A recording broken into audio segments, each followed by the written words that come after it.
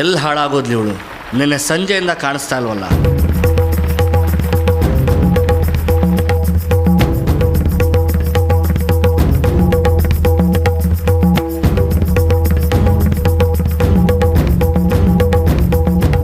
ಅಳಿಯಂದ್ರೆ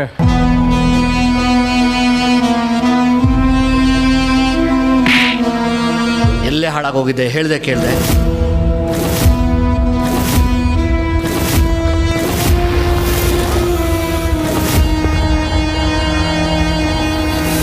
ಈಗ ಗೊತ್ತಾಯ್ತಪ್ಪ, ನನ್ನ ಮಗಳು ಹೇಳ್ದೆ ಕೇಳ್ದೆ ಯಾಕೆ ನನ್ನ ಮನೆಗೆ ಬಂದ್ಲು ಅಂತ.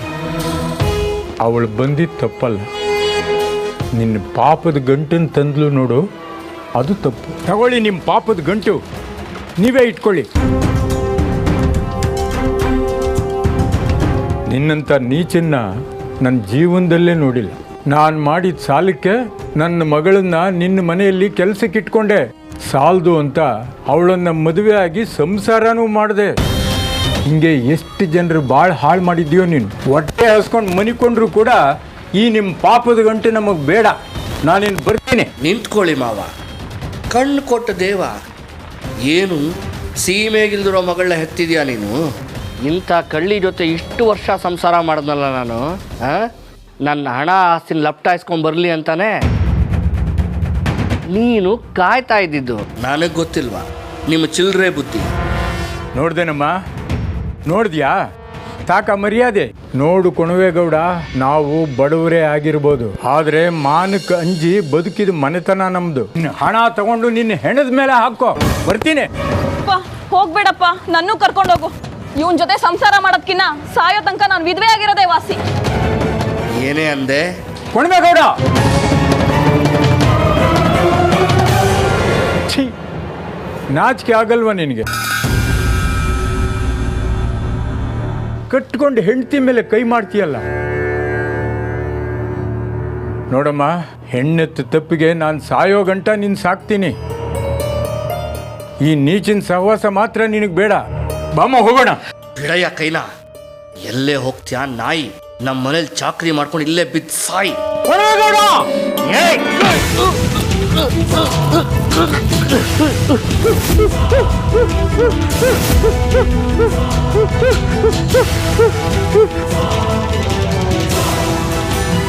ನೋಡಿದೀಯಾ ಕೊಣವೇಗೌಡ, ತಂದೆ ಸಮಾನಾದ ಮಾವನಿಗೆ ಕಾಲೆತ್ತಿ ಒದೆಯೋದಕ್ಕೆ ಬಂದ್ಯಾ? ಅದಕ್ಕೆ ದೇವರು ಸರಿಯಾದ ಶಿಕ್ಷೆ ಕೊಟ್ಟ ನಿನಗೆ. ನಿನ್ ಪಾಪಕ್ಕೆ ಸರಿಯಾದ ಶಿಕ್ಷೆನೆ ಕೊಟ್ಟಿದ್ದಾನ ಆ ಭಗವಂತ. ಅನ್ಭವಿಸು ಪಾಪಿ.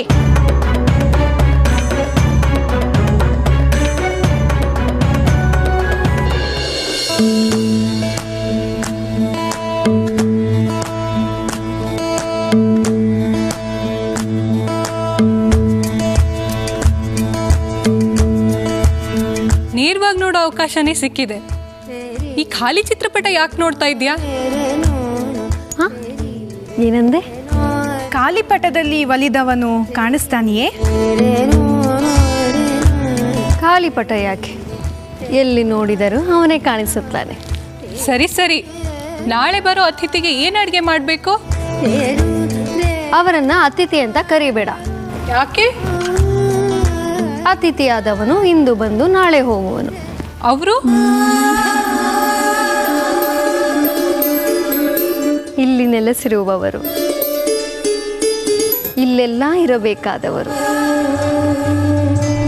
ವಿಮಲೆ, ಅವರು ಬಯಸಿದ್ದು ಎಲ್ಲವೂ ಇರಬೇಕು. ಹಾಗೆ ನೀನೇನೇನು ಕಲಿತಿದ್ದೀಯೋ ಎಲ್ಲವನ್ನು ರುಚಿಯಾಗಿ ಶುಚಿಯಾಗಿ ಸಿದ್ಧಪಡಿಸು. ಹಾಗೆ ಆಗಲಿ. ಹಾಂ, ಯಾವುದಕ್ಕೂ ಕೊರತೆ ಇರಬಾರದು. ಸರಿ. ಹಿಮ್ಮೇಳದವ್ರನ್ನ ಬರ ಹೇಳ. ಹಿಮ್ಮೇಳ ಯಾಕೆ? ಅವರಿಗೆ ನಿನ್ನ ನರ್ತನ ನೋಡುವ ಸದಾವಕಾಶ ಬೇಡವೇ? ಬೇಡ. ನನ್ನೆದೆಯಲ್ಲಿ ಕುಣಿಯುತ್ತಿರುವ ಅವನ ಮುಂದೆ ನಾ ಕುಣಿಯಲಾರೆ. ಹಾಗ್ಯಾಕೆ ಅನ್ಕೊಳ್ತೀಯ? ಮುಗಿಲ ಗರ್ಜನೆಗೆ ನವಿಲ್ ಹೆದರ್ಕೊಳತ್ತಾ? ಅಲ್ಲ, ಅದಲ್ಲ ವಿಚಾರ. ಕಣ್ಣಿಗೆ ಕಂಡ ದಿನದಿಂದ ಕುಂಚಕ್ಕೆ ಸಿಗದವನು, ನನ್ನೆದೆಯ ಗುಡಿಯೊಳಗೆ ತಕದಿಮಿ ಎಂದು ಕುಣಿಯುತ್ತಿರುವವನು, ಲಂಗರು ಹಾಕಿದ್ದ ನನ್ನ ಮನಸ್ಸಿನ ನಾಲೆಗೆ ಬಿರುಗಾಳಿಯಾಗಿ ಬಂದವನು. ಲಂಗರು ಕಿತ್ತು ನನ್ನ ಮನಸ್ಸನ್ನು ನುಚ್ಚು ನೂರು ಮಾಡಿದವನ ಜೊತೆಗೆ ಏಕಾಂತವಾಗಿ ಮಾತನಾಡಬೇಕು. ಅವನೆದೆಯ ಪುಟವ ಸರಿಸಿ ನಾನೊಳಗೆ ಇಳಿಯಬೇಕು. ಬೇಡ, ಹಿಮ್ಮೇಳದ ಸದ್ದು ಗದ್ದಲ ಬೇಡವೇ ಬೇಡ. ಮಲ್ಲೆ, ನಿನಗೊಂದು ಕಿವಿ ಮಾತು ಹೇಳಲೆ. ಆಸೆಗಳನ್ನು ಅರಿವಿ ಕೂರ್ಬೇಡ. ನೀನು ಹೇಳ್ದಾಗೆ ಅವನು ಬಿರುಗಾಳಿ ಇರಬಹುದು. ಈ ಮಲ್ಲವನ ಮನಸ್ಸನ್ನು 100 ಚೂರು ಮಾಡಬಹುದು. ಆದರೆ ನನ್ನ ಈ ಸೌಂದರ್ಯ, ಇಚ್ಛಾಶಕ್ತಿ ಚೂರಾಗಿಲ್ಲ, ಬೇರೆಯಾಗಿಲ್ಲ, ಇಡಿಯಾಗಿದೆ. ನನ್ನ ಸೌಂದರ್ಯದ ಕೊಳವನ್ನರಿಸಿ ಆ ಮೀನು ಹೇಗೆ ಚಡಪಡಿಸುತ್ತೆ ಅಂತ ನೋಡ್ತಾ ಇರಿ. ಚಡಪಡಿಸುವುದನ್ನು ನೋಡೋದಕ್ಕೆ ನಾವು ಕಾಯ್ತಾ ಇರ್ತೀವಿ. ಹಾಂ, ನಿನ್ನ ಕೋಣೆಯನ್ನು ಸಿಂಗರಿಸಬೇಕೇ? ಬೇಡ. ಗಾಳಿ ಬೆಳಕಂತೆ ಸಹಜವಾಗಿರುವವನ ಜೊತೆ ನಾನು ಕೂಡ ಸಹಜವಾಗಿಯೇ ಇರುತ್ತೇನೆ. ಸಹಜ? ನಿನ್ನ ಕುಡಿ ನೋಟದಲ್ಲಿ ಕಾಮನನ್ನೇ ನಾಚಿಸಬಲ್ಲೆ. ಎಚ್ಚರ ಎಚ್ಚರ ವಿಮಲೆ.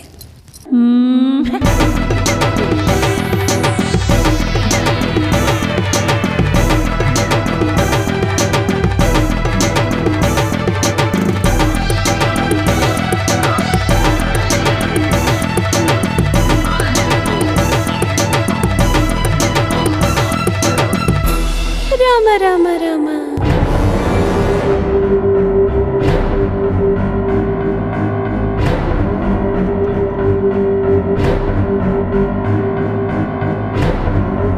ಅಲ್ಲ ಬುದ್ಧಿ, ಹಣ ಒಡವೆ ಗಂಟು ಅಮ್ಮನವ್ರು ಹೊತ್ಕೊಂಡು ಹೋದ್ರು. ಆ ಅಪವಾದ ಶಿವಣ್ಣನ ಮೇಲೆ ಬರೋ ಹಂಗಾಗೋಯ್ತಲ್ಲ. ತಪ್ಪು ಮಾಡಿದ್ದೆ ಯಾರೋ, ಶಿಕ್ಷೆ ಇನ್ಯಾರಿಗೋ ಅನ್ನಂಗಾಗೋಯ್ತಲ್ಲ ಬುದ್ಧಿ.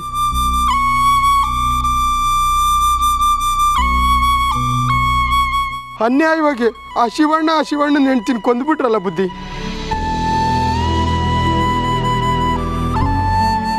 ಅಂತ ನ್ಯಾಯ ನಿಷ್ಠೆ ಇರೋ ಮನುಷ್ಯರನ್ನ ಕೊಂದ್ರೆ ಪಾಪ ಸುತ್ತಕೊಂಡು ನಿಮ್ಮನ್ನ ಈ ಸ್ಥಿತಿಗೆ ತಂದಿದೆ. ಈ ಪಾಪಕ್ಕೆ ಪ್ರಾಯಶ್ಚಿತ್ತ ಮಾಡ್ಕೊಳ್ಳೇಬೇಕು ಬುದ್ಧಿ.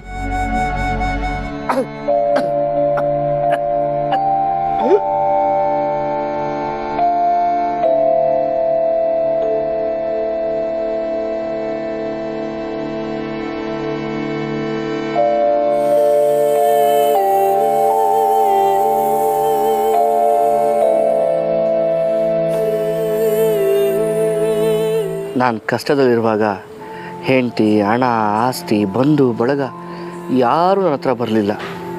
ಈ ಚಿಕ್ಕ ನನ್ನ ಸೇವೆ ಮಾಡ್ತಿದ್ದಾನೆ. ಅದು ಯಾವ ಜನ್ಮದಲ್ಲಿ ನನ್ನ ಬಂಧುವಾಗಿದ್ನೋ. ನಾನು ಮಾಡಿದ ಪಾಪ ನನ್ನ ಬೆನ್ನಟ್ಟು ಬಂದಿದೆ.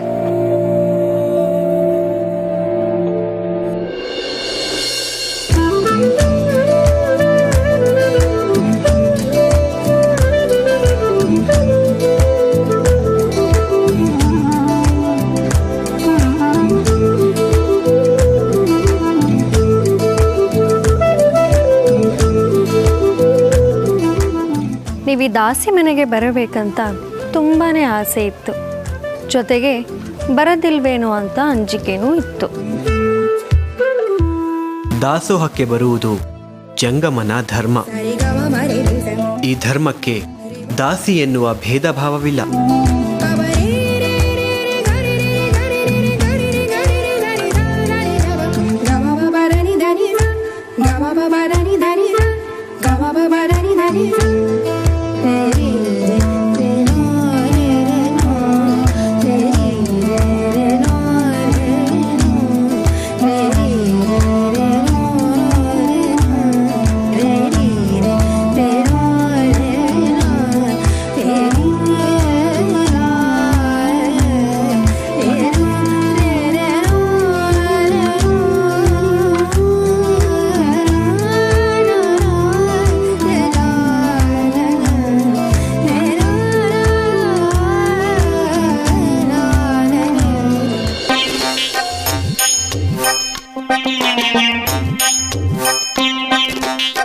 ಅಯ್ಯೋ ಅಯ್ಯೋ ಅಯ್ಯೋ, ನನ್ನ ಹೊಟ್ಟೆ ಉರಿತಾ ಇದೆ.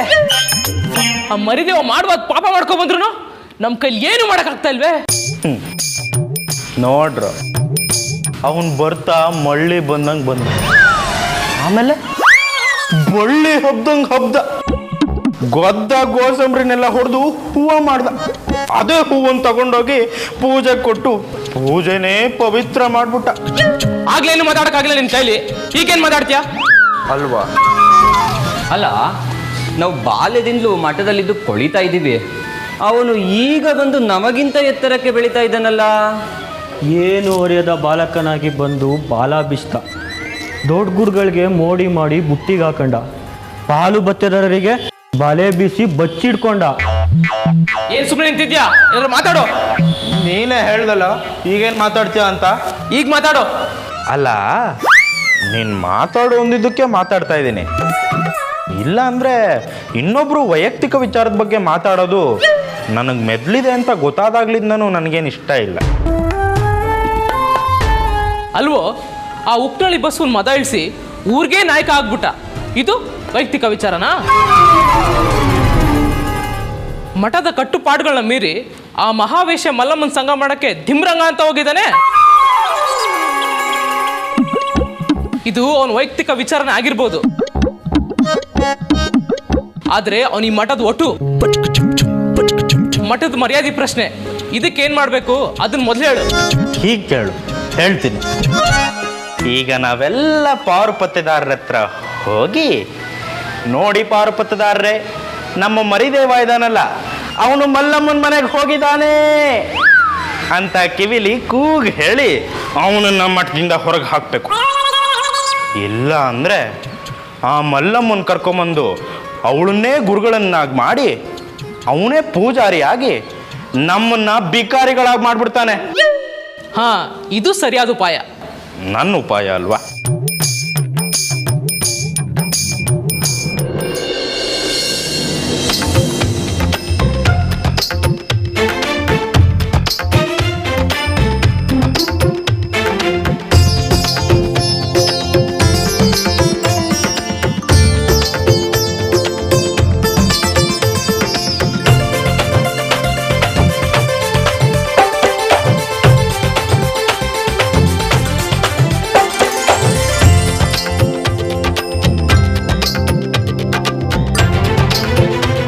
ಆಹಾ, ಸಕಲ ರುಚಿಗಳನ್ನು ಬಿಟ್ಟ ಸನ್ಯಾಸಿಯ ನಾಲಿಗೆಯಲ್ಲೂ ನೀರೂರಿಸುವಂತೆ ಮಾಡುತ್ತಿದೆ ಈ ವೈವಿಧ್ಯಮಯ ಖಾದ್ಯಗಳು, ಷಡ್ರಸ ತಿನಿಸುಗಳು.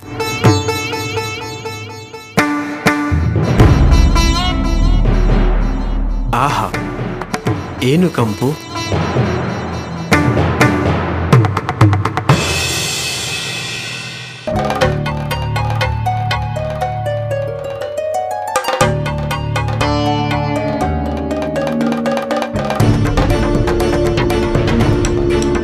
ಇರುವ ತಿನಿಸುಗಳನ್ನು ಬಿಟ್ಟು ತಮ್ಮ ಕಣ್ಣುಗಳು ಬೇರೇನು ಹುಡುಕುತ್ತಿರುವಂತಿದೆ. ಪಾಕಶಾಸ್ತ್ರದಲ್ಲಿ ಬರುವ ವಿಧ ವಿಧ ಅಡುಗೆಗಳನ್ನು ಮಾಡಿಸಿದ್ದೇನೆ. ಉಳ್ಳವರ ಮನೆಯ ಊಟ ಕಣ್ಣಿಗೆ ಬೆರಗು, ನೋಡಲು ಸೊಗಸು. ಆದರೆ ಆದರೇನು ಹೇಳಿ? ನನಗೆ ಸೊಪ್ಪಿನ ಸಾರು, ರಾಗಿ ಮುದ್ದೆ ಅಂದರೆ ಬಹಳ ಇಷ್ಟ. ಇಲ್ಲಿ ಅದೇ ಇಲ್ವಲ್ಲ? ಸಕಲೆ, ಏನೊಂದು ಕೊರತೆಯಾಗಬಾರದೆಂದು ಹೇಳಿದ್ದೆ. ಅವನಿಗೆ ಇಷ್ಟವಾದದ್ದೆಲ್ಲವನ್ನು ರುಚಿಯಾಗಿ ಮಾಡು ಎಂದಿದ್ದೆ. ಏಕೆ ಹೀಗೆ ಮಾಡಿದೆ? ನನ್ನಾಸೆಗೆ ಏಕೆ ಮಣ್ಣೆರಚಿದೆ? ಅನ್ಯಥಾ ಭಾವಿಸಬೇಡಿ. ಎಲ್ಲ ನಿಮಗೆ ಪ್ರಿಯವಾಗುತ್ತೆ ಅಂತ ಪ್ರೀತಿಯಿಂದ ಮಾಡಿಸಿದ್ದೇನೆ. ದಯಮಾಡಿ ಸ್ವೀಕರಿಸಿ. ಬಹುತೇಕ ಜನರ ಹಸಿವನ್ನು ಇಂಗಿಸುವುದು ರಾಗಿ ಮುದ್ದೆ, ಸೊಪ್ಪಿನ ಸಾರು. ಅದೇ ಇಲ್ಲದ ಈ ರಾಜಭೋಗ ನನಗೆ ಹೇಗಿಷ್ಟ ಆಗುತ್ತೆ ನೋಡಿ. ನೀವು ನಮ್ಮ ಮನೆಗೆ ಬರೋದೇ ಹಬ್ಬ, ಅದಕ್ಕಾಗಿ ಹಬ್ಬದಡಿಗೆನೇ ಮಾಡಿಸಿದ್ದೀನಿ. ದಯಮಾಡಿ ಸ್ವೀಕರಿಸಿ.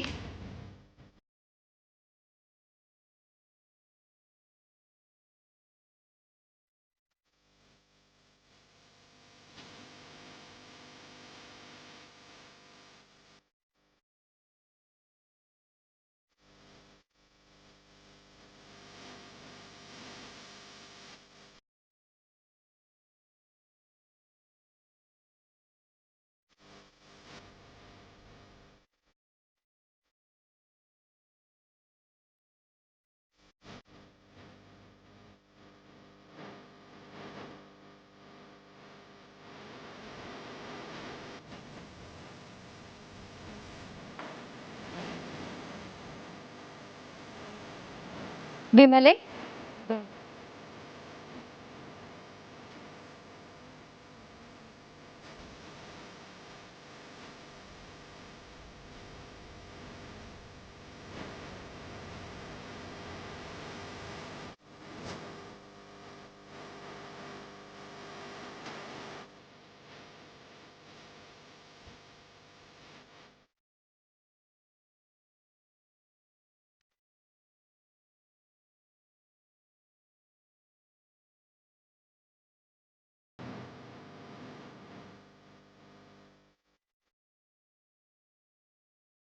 ಇನ್ನು ಸ್ವಲ್ಪ ಅನ್ನ ಬಡಿಸಿ. ಸಕಲೆ,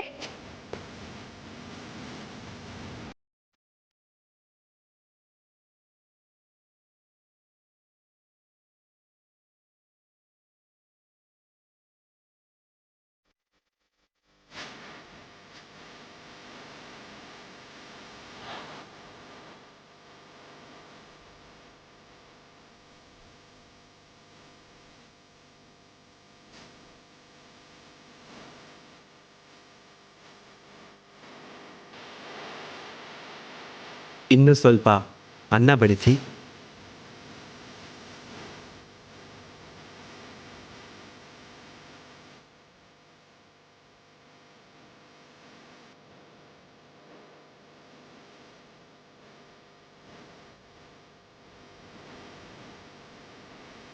ಇನ್ನೊಂದು ಸ್ವಲ್ಪ ಅನ್ನ ಬಡಿಸಿ.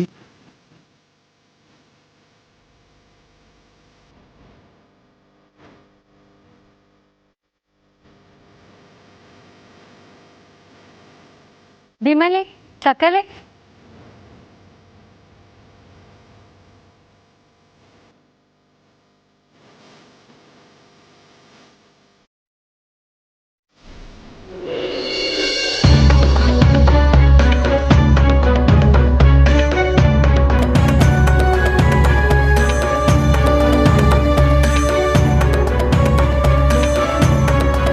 ದಯವಿಟ್ಟು ಕ್ಷಮಿಸಿ. ನೀವು ನನ್ನನ್ನು ಪರೀಕ್ಷೆ ಮಾಡ್ತಾ ಇದ್ದೀರಾ ಅಂತ ಅರ್ಥವಾಯಿತು. ನನ್ನಂಥ ಉಳ್ಳವರ ಮನೆಯಲ್ಲಿ ನಿಮ್ಮಂಥವರಿಗೆ ಊಟ ಬಡಿಸುವುದು ಬಹಳ ಸುಲಭ ಅಂತ ಅಂದ್ಕೊಂಡಿದ್ದೆ. ಅಹಂಕಾರದಿಂದ ಬಡಿಸ್ದೆ, ಅದು ವ್ಯರ್ಥ ಅಂತ ಈಗ ಅರಿವಾಯಿತು. ದಯಮಾಡಿ ಕ್ಷಮಿಸಿ, ತೃಪ್ತಿಯ ತೇಗನ್ನು ತೇಗಿ ಹಾರೈಸಿ. ಮಾಡುವೆ ನೀಡುವೆ ಅನ್ನೋದು ಮನಸ್ಸಿಗೆ ಬರಬಾರ್ದು. ಮಾಡಿಸುವವನು ನೀಡುವವನು ಅವನೆಂಬ ಭಾವನೆ ಇರಬೇಕು. ನೀವು ಜೋಡಿಸಿಟ್ಟ ಅಡುಗೆ ನೋಡ್ತಿದ್ದಾಗೆ ಅವುಗಳ ರೂಪ ಕಣ್ಣಿಗೆ ಅರ್ಪಿತವಾಯಿತು. ಆ ಪದಾರ್ಥಗಳನ್ನು ಮುಟ್ಟುತ್ತಿದ್ದ ಹಾಗೆ ಸ್ಪರ್ಶಕ್ಕೆ ಅರ್ಪಿತವಾಯಿತು. ರುಚಿ ನೋಡ್ತಿದ್ದ ಹಾಗೆ ಸುಖಕ್ಕೆ ಅರ್ಪಿತವಾಯಿತು.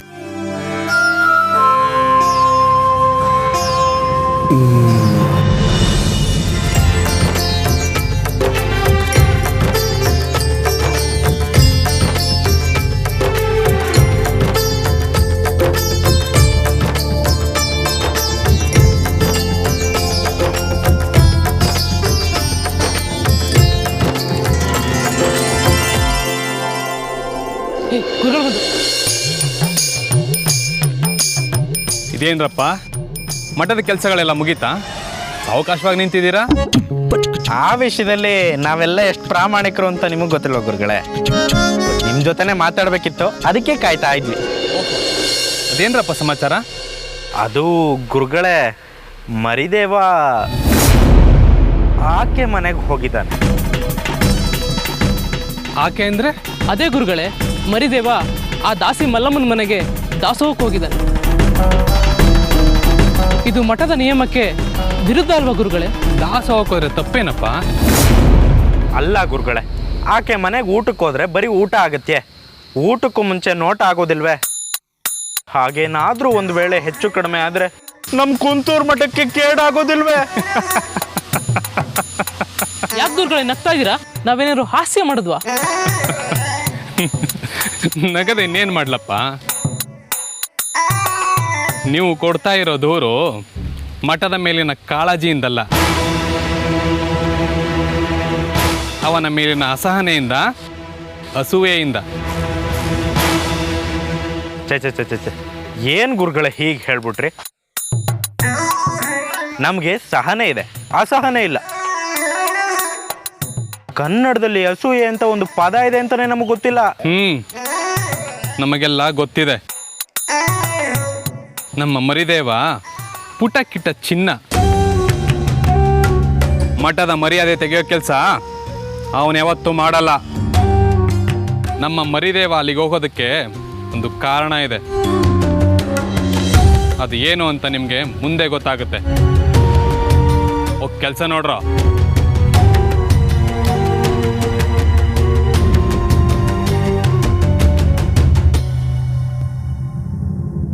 ಈ ಕಪ್ಪೆಗಳಿಗೇನು ಗೊತ್ತು ಮರಿದೇವನ ಮಹಿಮೆ.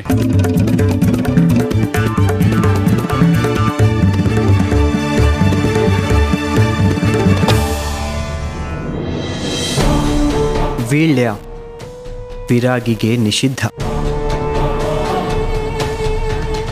ಓ, ಊಟದಷ್ಟೇ ಸಹಜವಲ್ಲವೇ ಜೀರ್ಣಕ್ಕೆ ವೀಳ್ಯ?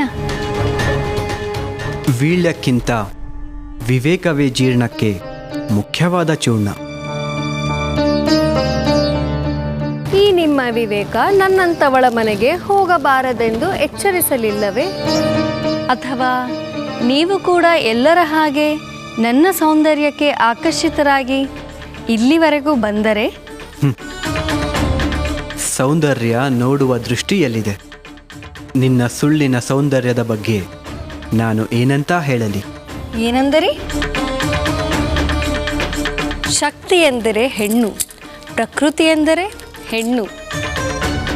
ಹರಿಯ ಎದೆಯಲ್ಲಿ ಹರನ ಅರ್ಧಾಂಗದಲ್ಲಿ ನೆಲೆಸಿದವಳು ಹೆಣ್ಣು. ಇಂತಹ ಹೆಣ್ಣಿನ ಸೌಂದರ್ಯ ನಿಮಗೆ ಸುಳ್ಳೆ? ವಿರಾಗಿಗಳು ಹೆಣ್ಣಿನ ಜೊತೆ ಹೆಚ್ಚು ಹೊತ್ತು ಇರಬಾರದು. ಬಸವನನ್ನು ಬಗ್ಗಿಸಿದವನಿಗೂ ಹೆಣ್ಣೆಂದರೆ ಭಯವೇ? ನದಿ ತೀರದಲ್ಲಿರುವ ಮರ, ಪರನಾರಿ ಸಂಘದಲ್ಲಿರುವ ಪುರುಷ ನಾಶವಾಗುವ ಸಾಧ್ಯತೆಯೇ ಹೆಚ್ಚು. ನಿಮಗೂ ಆ ಅನುಮಾನ ಭಯ ಇದೆಯಾ? ಮಳೆಗೆ ಗಾಳಿಯನ್ನು ತೋಯಿಸುವ ಶಕ್ತಿ ಇದೆಯಾ? ಬರೀ ಮಾತಿನಲ್ಲೇ ಗೆಲ್ಲಬೇಕೆಂದು ನುಡಿದರೆ ಏನು ಪ್ರಯೋಜನ? ಮನಕ್ಕೆ ಮನವೇ ಸಾಕ್ಷಿಯಾಗಿ ನುಡಿಯಬೇಕು.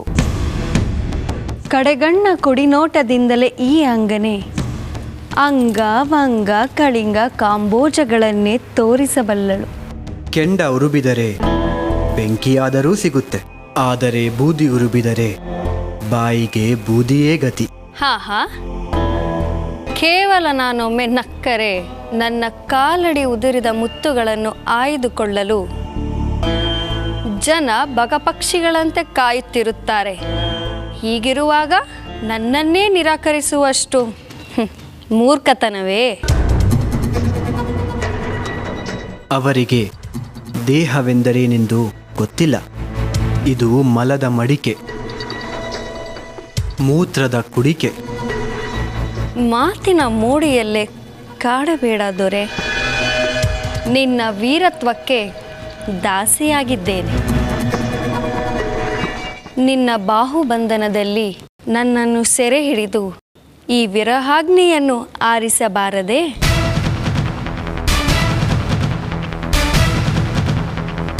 ದಾಸೋಹದ ಆಮಂತ್ರಣದ ಹಿಂದೆ ಭಕ್ತಿಗಿಂತ ಕಾಮವೇ ಹೆಚ್ಚಾಗಿ ದಹಿಸುತ್ತಿರುವ ಹಾಗಿದೆ. ಕಾಮವೇ ಸಕಲ ಸೃಷ್ಟಿಗೂ ಮೂಲ. ಹೀಗಿರುವಾಗ ಕಾಮನನ್ನು ದೂರುವುದೇಕೆ? ನೀನು ಹೇಳುತ್ತಿರುವುದು ನಿಜ. ಆದರೆ ಕಾಮ ಸೃಷ್ಟಿಗಾಗಿಯೇ ಮೀಸಲು ಎಂದು ನಿನಗೆ ಏಕೆ ತಿಳಿದಿಲ್ಲ? ಬಲವಂತದ ಕಾಮ ಅಪರಾಧ, ವ್ಯಾಪಾರದ ಕಾಮ ಅಪವಾದ. ನನಗದು ತಿಳಿದಿದೆ. ಅದು ನನ್ನ ಕಾಯಕ, ತಲತಲಾಂತರದಿಂದ ಬಂದಿರುವ ಕುಲಕಸುಬು. ಕಾಯ ಮಾರಿಕೊಳ್ಳುವುದು ಕಾಯಕವಲ್ಲ ತಾಯಿ. ಕಾಮ, ಕ್ರೋಧ, ಮದ, ಮತ್ಸರ, ಲೋಭದ ಮೋಹಗಳಿಲ್ಲದೆ ಕಾಯವನ್ನು ದಂಡಿಸುವುದೇ ಕಾಯಕ. ಪುರುಷ ಸಮಾಜ ತನ್ನ ಸುಖಲೋಲುಪತೆಗಳಿಗೋಸ್ಕರ ನಿಮ್ಮಂಥವರ ಕುಲವನ್ನು ಸೃಷ್ಟಿಸಿ ಅದಕ್ಕೆ ಕಾಯಕದ ಲೇಪ ಹಚ್ಚಿದೇ ಹೊರತು ಇದು ಕಾಯಕವಲ್ಲ, ಕರ್ಮವಲ್ಲ, ಧರ್ಮ ಸಮ್ಮತವೂ ಅಲ್ಲ. ಲಜ್ಜೆಗೆಟ್ಟು, ಧರ್ಮಗೆಟ್ಟು, ಸ್ವಾಭಿಮಾನ ಅಡವಿಟ್ಟು, ಮರ್ಯಾದೆಗೆ ಕೊಳ್ಳಿ ಇಟ್ಟು, ಇಷ್ಟವಿದ್ದರೂ ಇಲ್ಲದಿದ್ದರೂ ಕೇವಲ ಧನದಾಸೆಗೆ ಮಾಡುವುದು ಕಾಯಕವಲ್ಲ, ಆತ್ಮವಂಚನೆ. ಸಾಕು ನಿಲ್ಲಿಸು ಈ ನಿನ್ನ ಪ್ರಲಾಪ.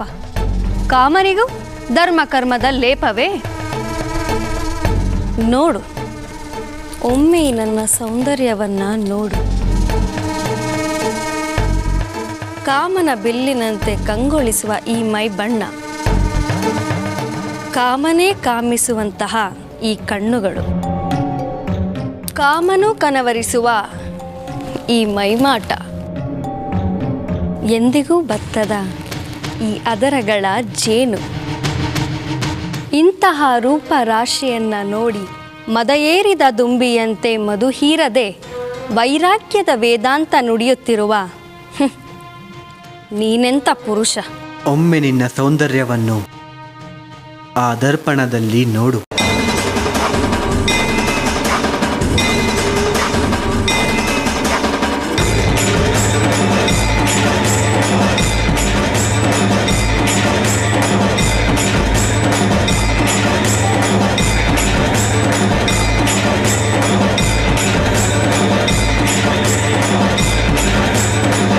ಇದೇ ಅಲ್ಲವೇ ನೀನು ಪುರುಷರನ್ನು ಬೆರಳ ತುದಿಯಲ್ಲಿ ಕುಣಿಸಬಲ್ಲೆ ಎಂದು ಅಹಂಕಾರದಲ್ಲಿ ಮೆರೆಯುತ್ತಿರುವ ಸೌಂದರ್ಯ. ಆದರೆ ಇದು ನೀನು ಹೊರಗಣ್ಣಿನಿಂದ ನೋಡುತ್ತಿರುವ ಸೌಂದರ್ಯ. ಒಮ್ಮೆ ಒಳಗಣ್ಣಿನಿಂದ ನೋಡು.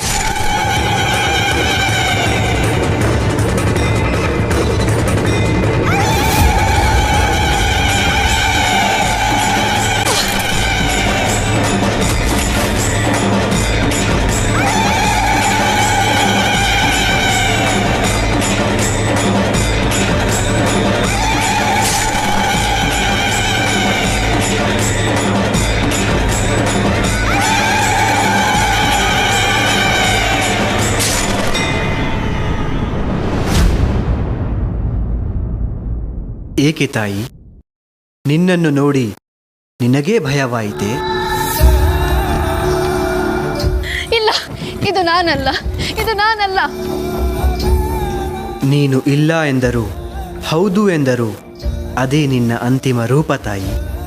ಈಗ ನೀನು ನಿನ್ನದೆಂದು ಭ್ರಮಿಸಿರುವ ಸೌಂದರ್ಯ ಕ್ಷಣಿಕವಷ್ಟೇ. ಬಡವ, ಶ್ರೀಮಂತ, ಮೇಲು ಜಾತಿ, ಕೀಳು ಜಾತಿ, ಹೆಣ್ಣು ಗಂಡು ಎಲ್ಲರ ಅಸ್ಥಿಪಂಜರವು ಸತ್ತ ನಂತರ ಒಂದೇ ಬಣ್ಣ, ಒಂದೇ ರೂಪ. ಮನುಷ್ಯ ಸತ್ತ ಮೇಲೆ ನನ್ನದು ಎಂದುಕೊಂಡಿರುವ ರೂಪ, ಧನ, ಕನಕ, ಆಸ್ತಿ, ಅಂತಸ್ತು ಯಾವುದೂ ಅವರ ಜೊತೆ ಹೋಗುವುದಿಲ್ಲ ತಾಯಿ. ಹೋಗುವುದು ಒಂದೇ, ಅವರು ಮಾಡಿದ ಪುಣ್ಯ. ಅದನ್ನು ನೀನು ದಾನ, ಧರ್ಮ, ಸತ್ಕಾರ್ಯ, ಸತ್ಕರ್ಮ, ಸದಾಚಾರಗಳಿಂದ ಗಳಿಸಲು ಸಾಧ್ಯವೇ ಹೊರತು ಕಾಮ, ಕ್ರೋಧಾದಿ ಅಷ್ಟಮದಗಳಿಂದ ಗಳಿಸಲು ಸಾಧ್ಯವಿಲ್ಲ.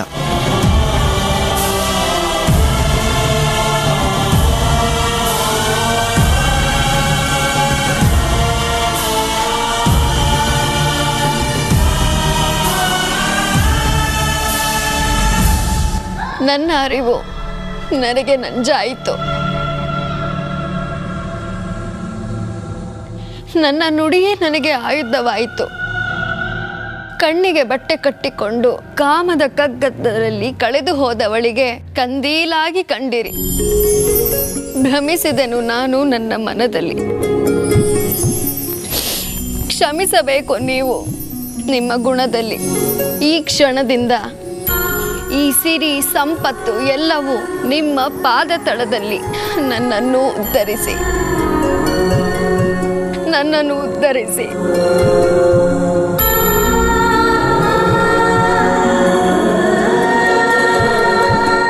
ಸಮಾಧಾನ ಮಾಡಿಕೋತಾಯಿ.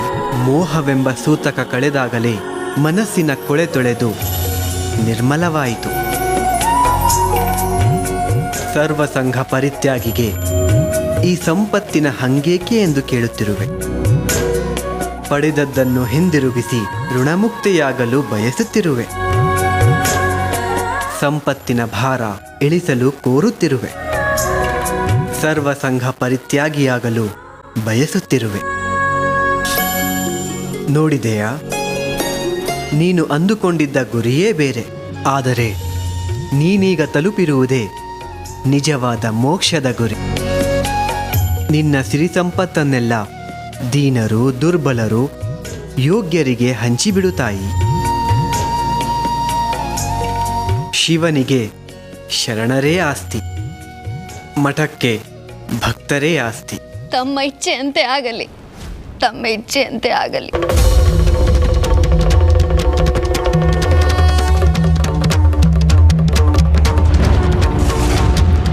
ಗುರು ಬ್ರಹ್ಮ ಗುರು ವಿಷ್ಣು ಗುರುದೇವೋ ಮಹೇಶ್ವರ ಗುರು ಸಾಕ್ಷಾತ್ ಪರಬ್ರಹ್ಮ ತಸ್ಮೈ ಶ್ರೀ ಗುರುವೇ ನಮಃ.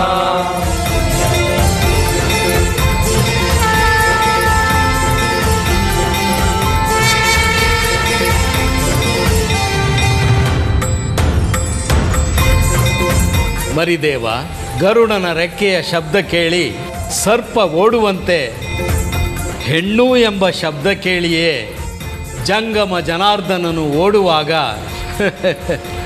ಈ ಮೋಹದ ಕೊಂಡವನ್ನು ಹೇಗಪ್ಪ ಹಾದು ಬಂದೆ? ಮನಸ್ಸಿನ ಕನ್ನಡಿಗೆ ಮಾಯೆಯ ಜಿಡ್ಡು ಅಂಟದಂತೆ ಮಾಡಿದ ಕರುಣೆಯ ಫಲ ಗುರುದೇವ. ಆಸೆಯ ಬೆನ್ನ ಹಿಂದೆ ಬಿದ್ದವರು, ಆಮಿಷದ ಸುಳಿಗೆ ಸಿಕ್ಕವರು ಕೋಟ್ಯಾಂತರ ಜನ.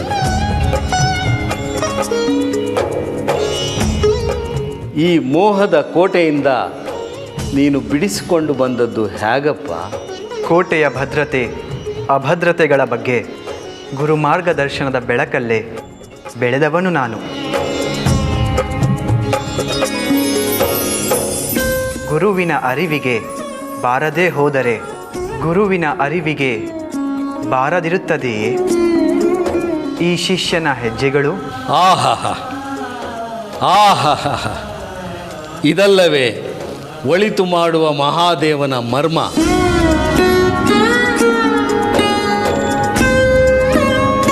ಹಡೆದೆ ತಾಯಿ ನೀಡಿದ ಹಾಲನ್ನೂ ಕುಡಿಯಲಿಲ್ಲ. ಮಲ್ಲಮ್ಮನೆಂಬ ಮಾತೆ ನೀಡಿದ ಹಾಲು ಕಾಮನ ದಹಿಸಿತು. ಅದಲ್ಲವೇ ಒಳಿತು ಮಾಡುವ ಮಾದೇವನ ಮರ್ಮ. ಈ ಕಾಮನ ಗೊಂಬೆಯನ್ನು ಕರ್ಪೂರದ ಗೊಂಬೆಯಾಗಿಸಿದರು. ಮಲಿನವಾದ ಈ ದೇಹಕ್ಕೆ ಅರಿವಿನ ಪರಿಮಳದ ಕಂಪು ತುಂಬಿದರು. ಈ ದೇಹದಲ್ಲಿ ಆತ್ಮವೇ ಇರಲಿಲ್ಲ. ಈ ಪರಮಾತ್ಮ ಬಂದು ಆತ್ಮನನ್ನು ಆವರಿಸಿದರು.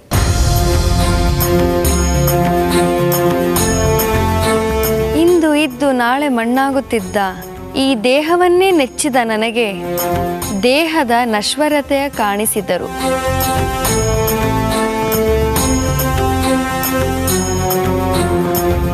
ತಂದೆ, ನನಗೆ ಈ ನಶ್ವರವಾದ ನನ್ನ ಮನೆ, ಆಸ್ತಿ, ಒಡವೆ, ಈ ಸಂಪತ್ತು ಇದ್ಯಾವುದೂ ಬೇಡ ತಂದೆ. ಎಲ್ಲವನ್ನೂ ಮಠದ ಒಳಿತಿಗೆ ಒಪ್ಪಿಸಿಕೊಳ್ಳಿ. ಎಲ್ಲವನ್ನೂ ನೀಡುವ ಆ ಭಗವಂತನ ದಾರಿಯನ್ನು ಹುಡುಕುತ್ತಿರುವ ನಮಗೆ ಈ ಆಸ್ತಿಯ ಹಂಗೇಕೆ ತಾಯಿ?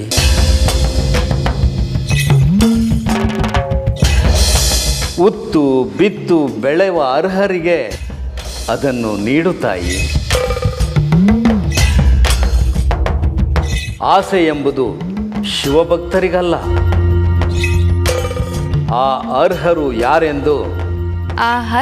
ಯಾರೆಂದು ನೀವೇ ಅಪ್ಪಣೆ ಕೊಡಿ ಗುರುದೇವ. ಎಲ್ಲರೂ ಅರ್ಹರೇ, ಆದರೆ ಇದನ್ನು ಹಂಚುವ ನೈತಿಕ ಜವಾಬ್ದಾರಿಯನ್ನು ನಮ್ಮ ಪಾರುಪತೆದಾರರಿಗೆ ವಹಿಸುತ್ತೇನೆ.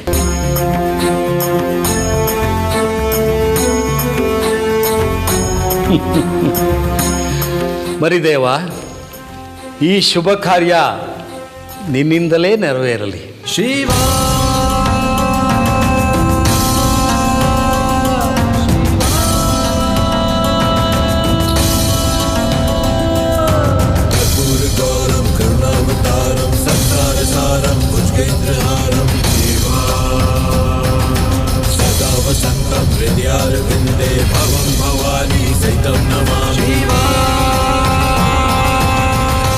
ವಿವೇಕಿಯಾದವನು ನುಡಿಯುವುದಿಲ್ಲ, ನಡೆದು ತೋರಿಸುತ್ತಾನೆ. ನಮ್ಮ ಮರಿದೇವನ ಹಾಗೆ.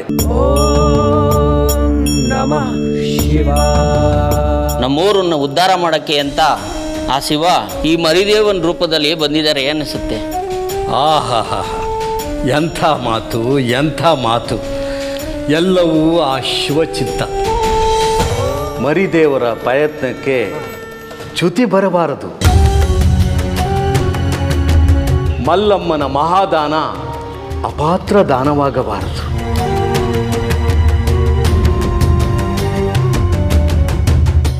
ಯೋಗ್ಯರಿಗೆ ಯೋಗ್ಯವೆನ್ನಿಸುವುದನ್ನು ನಿರ್ವಂಚನೆಯಿಂದ ನೀಡಿ ಪಾರುಪತೆದಾರರೇ. ಅಪ್ಪಣೆ ಬುದ್ಧಿ.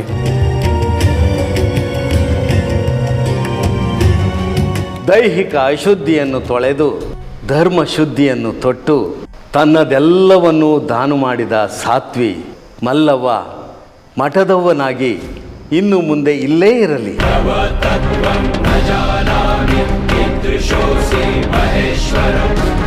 ಮಠ ಮನೆ ಮಹಾಮನೆಯಾಗಲಿ. ಎಲ್ಲರೂ ಭಗವಂತನಿಗೆ ನಮಿಸಿ ಪ್ರಸಾದಕ್ಕೆ ತೆರಳಬಹುದು.